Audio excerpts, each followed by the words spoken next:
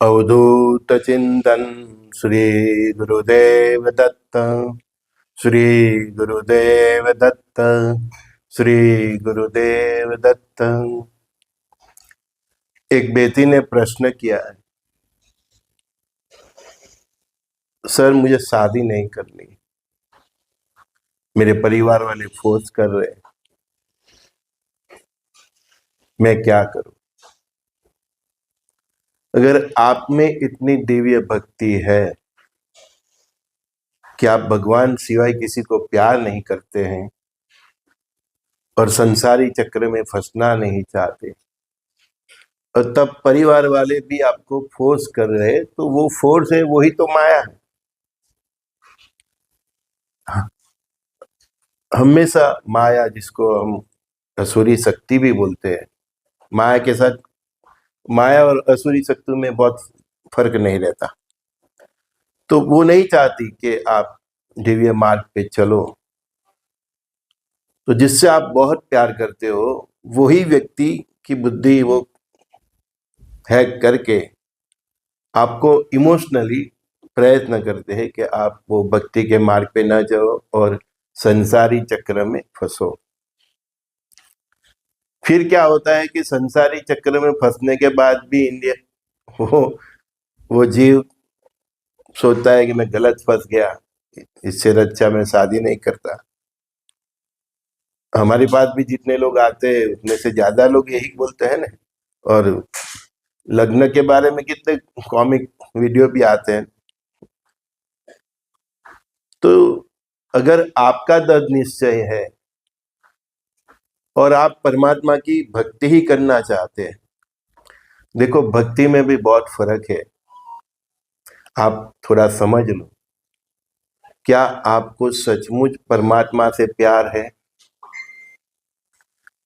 सचमुच आप परमात्मा को बहुत प्यार करते हैं और इतना प्यार करते हैं कि आपको ये संसारिक सब जो भी बंधन है वो गौण लगते हैं, फिजूल लगते हैं? मैं जो पूछ रहा हूं उसका आप जजमेंट कीजिए। कई लोग संसारिक जीवन से कंटाल के ऐसा सोचते हैं, किसी के परिवार में ऐसा हो जाता है, माँ बाप के बीच झगड़ा या कुछ, परिवार में बहुत कुछ देखते हैं, भाइयों के दाम्पत्य जीवन को देखते हैं, तो ये सब देख के उसको लगा मेरे को शादी नहीं करनी, तो फिर वो गलत निर्णय होगा। आपको सच में परमात्मा प्रति इतना प्यार है और आप अपने आप को जज कर पा रहे हो कि मैं परमात्मा के सिवा किसी को और इतना प्यार नहीं कर पाऊंगा, मैं अपने हृदय में किसी और को जगह नहीं दे पाऊंगा, तो ही आप मतलब ऐसा निर्णय कीजिए।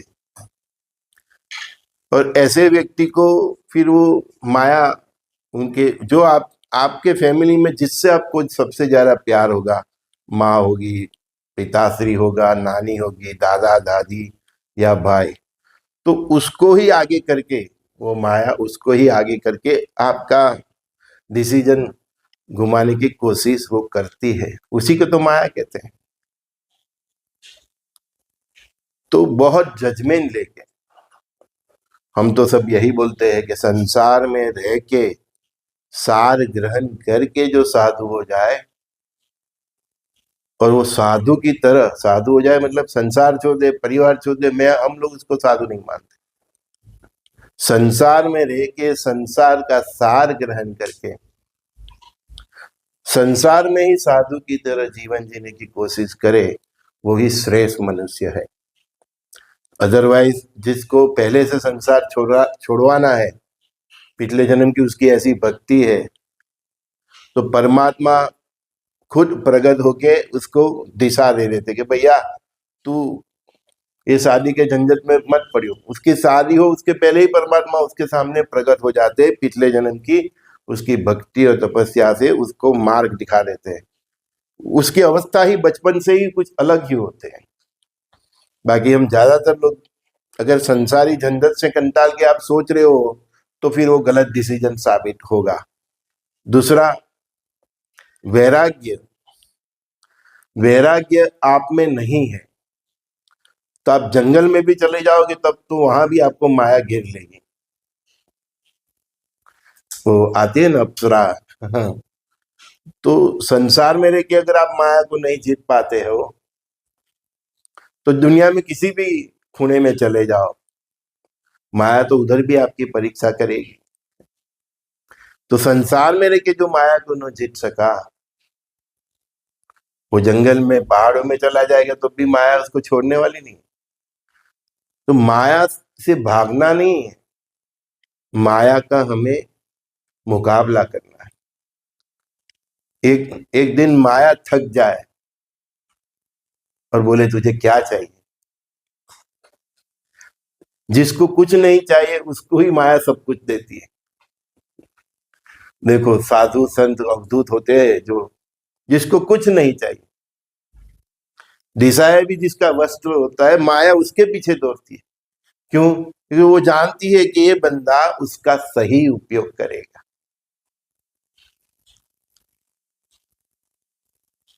और हम माया के पीछे दौड़ते हैं, इसलिए हम माया हमसे भागती रहती है, क्योंकि माया जानती है कि ये बंदा मेरा सही उपयोग नहीं करेगा।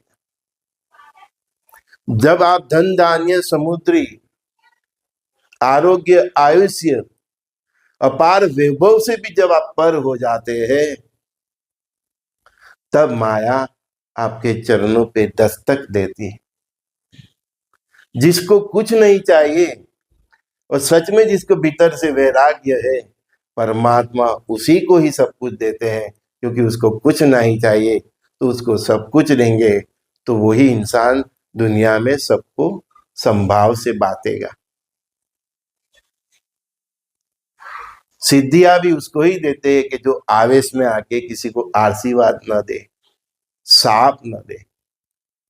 हमारे कई संत है ना, दुर्वासा मुनि, परशुराम, तो इनके क्रोध से ही लोग भागते हैं, है ना।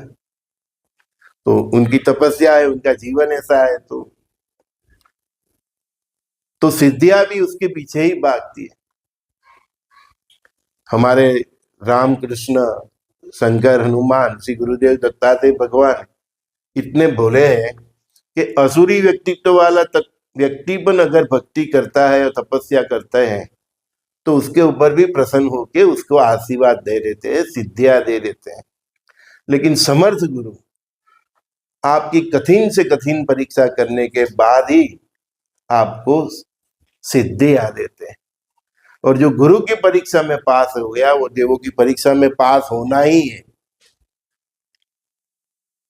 तो आपके दिल में सचमुच परमात्मा के प्रति प्रेम है, जैसे मीरा का प्रेम है, जैसे नरसिंह मेहता, हमारे हमारे सभी जो संत हो गए उनका जीवन चरित्र पढ़िए, फिर आप निर्णय कीजिए क्या आपको रियल में इतना प्रेम है। कई लोगों के जीवन में कोई धोखा दे जाता है तो बोलते हैं मैं साधु बन जाऊं। ऐसा नहीं चलता। साधु और संत और संसारी मनुष्य के जीवन में ये घटनाएं घटती ही है। कई लोग साधु को भी चूना चौपड़ जाते हैं उसको भी नहीं छोड़ते। तो खिलाड़ी तो आप कोई भी अवस्था में हो, आपको खिलाड़ी तो मिलते ही रहेंगे। भगवान वासुदेव श्री कृष्ण हाजुर हजूर थे तब भी शकुनी जैसे नहीं थे, है? शकुनी उनको भी घुमाने की कोशिश करते थे, है? तो आप चाहे कोई भी लेवल पे पहुंच जाओ, आप संसारी हो, संत हो, अवधूत हो, या इवन आप परमात्मा हो, आप प्रभु के अवतार लीला में हो, ये शकुनी जैसे खिलाड़ी तो आपको मिलते ही रहेंगे। और उनका सामना आपको अपने हिसाब से ही करना पड़ेगा, जैसे भगवान श्री कृष्ण ने शकुनी का सामना किया था और उसको मात दी थी। इसी तरह माया, आप चाहे कोई भी लेवल में हो, संसार में हो, साधु बन जाओ, अवधूत बन जाओ, माया तो आपकी परीक्षा लेगी ही। माया किसी को नहीं छोड़ती। देवत्व धारण करने के बाद, संतत्व धारण करने के बाद, ये तपस्या उच्च कोटि की करने के बाद आप ये सोचोगे कि माया आपको नहीं छोड़ेगी। माया तो रावण जैसा इतना ज्ञानी, सब नवग्रह उसके मतलब ये थे, तो उसको भी माया लपेट ले रही। ठीक है, वो तो एक रावण और राम की मिली भगत ही थी, तभी तो राक्षसपुर का संहार करना था। बाकी रावण को नहीं मालूम था कि मैं जिसकी भक्ति कर रहा हूं वही विष्णु ही राम है। तो सब खेल खेलते उसी प्रकार का खेल अभी चल रहा है, कली और कल्कि का। मूल विषय पे आए तो आप में, आप खरेखर परमात्मा से प्यार करते हैं या कोई इसी घटना से आप पीड़ित हो गए हैं तो आप ऐसा सोच रहे हैं। आप खुद का अपना जजमेंट कीजिए, हो सके तो हमारे जैसे से मिलिए, बात कीजिए, तो आपका बात सुन के हम आपको सही रास्ता दे सकते हैं। एक तो होता है शमशान वैराग्य, इसको शमशान वैराग्य बोलते हैं। जैसे हम किसी की मैयत में जाते हैं, शमशान में जाते हैं, उसको चिता पे चलते देखते हैं, तो हमको थोड़ी सेकंड के लिए, कुछ घंटों के लिए शमशान से शमशान तक हमको वैराग्य आ जाता है। सोचते हैं सारा सब फालतू है, ये सब सब बेकार है, सब ये सब। लेकिन जैसे ही संस्कार का जो गैस होता है, इससे बाहर निकलते हैं तो माया की दुनिया चालू होती है। तो हम फिर से अपना वही, हाँ क्या है, कितना भाव है, शहर बाजार हो या गोल हो, क्या मेरा प्लॉट ये भाव से ही बिकेगा, मेरे को इतने से कम नहीं चाहिए। तो वो तुरंत ही हम उसके शिकंजे में आ जाते हैं। तो इसी तरह आपको अपना खुद का जजमेंट लेना पड़ेगा। दूसरा एक क्वेश्चन बहुत क्यूट है कि गुरुजी मुझे पूछ रहे हैं, मैं इतना इतना भक्ति करता हूँ, ये करता हूँ, इतना नाम जप करता हूँ, ये करता हूँ, ये करता हूँ, क्या मेरे को भगवान के दर्शन होंगे? मैंने उनको एक ही एग्जाम्पल दिया। मैं कई बार बोलता हूं कि भक्ति करो तो सोचो ही मत कि प्रभु मिलेंगे या नहीं मिलेंगे। आपकी इतनी भक्ति होनी चाहिए कि परमात्मा खुद आपको मिलने के लिए आपके प्रेम से विवश हो जाए। जैसे सुदामा को देख के ही वो हमारा कन्हैया कैसा अपना महल छोड़ के दौड़ रहा था, ऐसे आपकी भक्ति होनी चाहिए। भक्ति करो तो कुछ सोचो ही मत मेरे को क्या मिलेगा, प्रभु के दर्शन होंगे नहीं होंगे। अर्जुन ने सोचा था नहीं, फिर भी उसको विराट स्वरूप के दर्शन मिल गए। तो वो तो परमात्मा ही आपका भाव देख के तय करते हैं। दूसरा एक एग्जाम्पल देता हूं मैं। रामायण में एक पात्र है सबरी, पूरा जिंदगी निकल गया, रोज बेल बेल तोड़ लाती थी, चकती थी, मेरा राम आएगा, है? राम नहीं आया। रोज कभी उसने ऐसा नहीं सोचा कि मेरा राम आज नहीं आएगा। वो रोज इंतजार करती रही, मेरा राम आएगा, मेरा राम आएगा। पूरी जिंदगी निकली, बुद्धि हो गई, कमल से भी, अपनी कमल भी, मतलब ये पीठ पीठ भी झुक गई, और चलना है तो उसको लकड़ी के सहारे ऐसा चलना पड़ता था। तब भी उसने कभी श्रद्धा नहीं घुमाई कि मेरा राम नहीं आ रहा। यहाँ तो थोड़े दिन भक्ति करते हो, बोलते कुछ होता नहीं। सबरी से देखो, हर रोज बेर तोड़ लाना, चखना, राम के रखना, इंतजार करना, मेरा राम आएगा, तभी तो राम आते हैं। अब सबरी को पूरी जिंदगी निकल गई, जवानी से बुढ़ापा आ गया, कमर कमर से भी झुक गई, अपनी पीठ से भी झुक गई, लकड़ी के सहारे चल रही थी, आंखें धुंधली हो गई थी। हमारी संस्कृति और इसकी कहानियां, वो भी सच्ची कहानियां आपके सामने ही। आप रामायण सुनते हो, लिखते हो, पढ़ते हो, तो क्या समझते हो? उस सबरी में से देखिए, साईं बाबा भी इसीलिए बोला श्रद्धा और सबरी। बोलता है मैं इतनी बार सेठी गया, इतना सेगांव गया है, इतनी बार द्वारका गया, इतनी बार ये गया, मेरा तो कुछ होता ही नहीं। अबे सबरी का एग्जाम्पल देखो, पूरी जिंदगी निकली, और कितनी उसका प्रेम, उसकी श्रद्धा देखिए। हर रोज बेर तोड़ना, चखना, रखना, मेरा राम आएगा, पूरा जिंदगी निकल गया, तब राम मिले। और यहाँ तो मैं इतना करूंगा गुरुदेव तो मेरा ये हो जाएगा, मेरा ये हो जाएगा, मेरा ये हो जाएगा, है? मैं वो यज्ञ करने भी जा रहा हूं ना, महारुद्र, तो जो भी आए मेरे साथ, जो जिसको भी ज्वाइंट होना है, सब मिलके करेंगे, चाहे खर्चा है चाहे कोई भी। तो जो भी आए तो ये श्रद्धा से ही करे, कुछ सोचे ही मत कि मैं ये हवन में बैठ जाऊंगा तो मेरा क्या हो जाएगा। बस आपको देवाधिदेव महादेव के प्रति प्रेम है तभी बैठो, तभी करो यज्ञ। सोचना ही नहीं, कोई एक्सेप्टेशन ही नहीं रखने का, कोई तृष्णा नहीं, कोई अपेक्षा भी नहीं रखने का। यज्ञ में भी जो भी आए बैठे तो बस यही महादेव के प्रति प्रेम है तभी करो। तो महादेव के प्रति प्रेम हो तभी करो, कुछ भी करो। मेरे गुरु ने मुझे दिया, मुझे नहीं मालूम कि उसका क्या फल है, मैंने कभी पूछा भी नहीं कि गुरुदेव आपने जो मुझे जो डेली जो भी पूजा पाठ दिए, हवन दिया है, जो भी कुछ दिया है, इसका फल क्या है, मुझे नहीं मालूम, मालूम ही नहीं मेरे को। मैं बस करता ही रहता हूँ। जितना शादी में लोग हवन करते उतना तो मैं हर रोज करता हूँ। जितना शादी में या जनरल जितने भी हवन होते इतना तो मेरे यहाँ रोज होता है। मैं खुद बैठता हूँ, रोज करता हूँ। मुझे नहीं मालूम उसका क्या फल है, बस गुरु ने दिया है, करना है।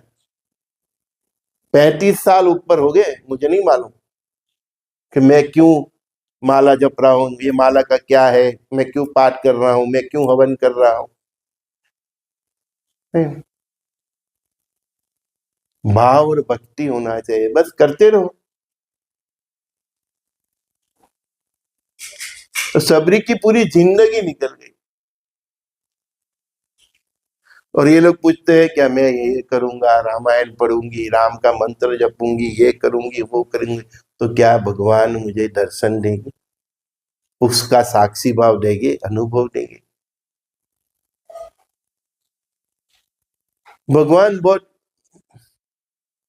वो वन वे जैसा है। तुम्हारी गरज हो तो प्रेम करो, शर्तों में बंधने वाला नहीं है। मैं इतना इतना करता हूं तो भाई प्रभु आप मेरे लिए कुछ नहीं करते, क्यों नहीं करते, मेरे सामने क्यों नहीं देखते, मेरी सुनते क्यों नहीं। अरे भाई उसको सुनना होगा तभी सुनेगा। तू जितना सोचेगा ना वो इतना सोचेगा ही नहीं। मैं इसीलिए बोलता हूँ, कई बार बोला हूं ना, सब जो मुझे नित्य सुनते हैं तो, कि फरियाद मत करो, शिकायत मत करो, फरी फरी याद करो। आपकी याद से उसका हृदय द्रवित हो गया, उसकी करुणा जागृत हो गई, तो उसको सब मालूम ही है कि आपका क्या करना है। वो बहुत स्थिर है, बहुत स्थिति प्रज्ञ है। वो ये सब से पर है, ये सब भावनाओं से पर है, आपके आंसू से भी पर है, आपकी खुशी से भी पर है, आपकी रुदन से भी पर है, आपकी दरिद्रता से पर है, आपके सुख से भी पर है। वो एकदम निर्लेप है। इसीलिए तो बोलते हैं ना, निराकार निर्लेप पर ब्रह्म परमात्मा। तो उसको द्रवित होने में बहुत टाइम लगता है।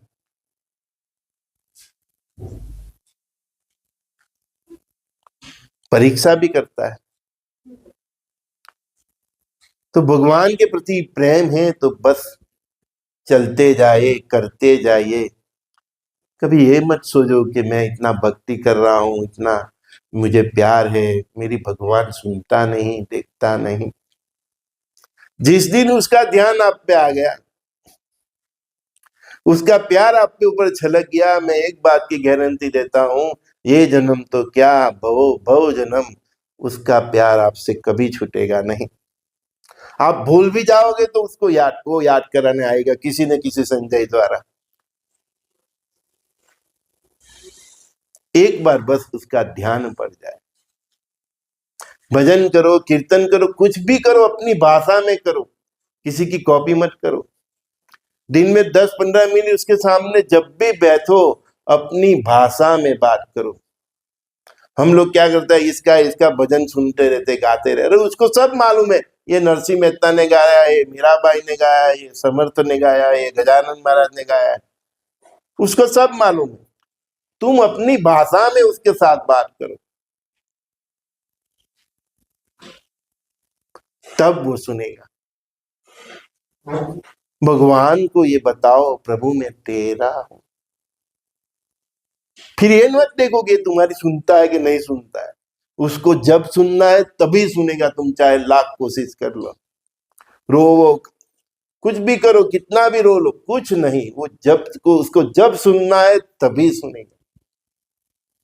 कई बार हमारे क्रिया जो पुराने कर्म होते हैं वो खत्म होते हैं, उसके भी इंतजार करते हैं। बहुत कुछ है, तभी तो उसका पैरामीटर्स बहुत बड़ा है, हम तो अज्ञानी हैं। तो श्रद्धा और सबूरी रखो, सत्कर्मों करो, भक्ति करो, उसका फल की चिंता मत करो, और संसार छोड़ो। तो संसार में रह के जीना सीखो। संसार में रह के जिसने संसार छोड़ दिया वही सच्चा वैरागी है। और आपके जीवन में कुछ घटना हो गई, उससे आपके मन में वैराग्य आ गया, तो वो उसको मतलब प्रमाणित नहीं करते हम। वो हिसाब से कभी घर भी मत छोड़ना, वो हिसाब से कभी ऐसा भी मत सोचना कि मैं शादी मत करूं। संजय दस्ती का सभी दोस्तों को प्रणाम। श्री गुरुदेव तत्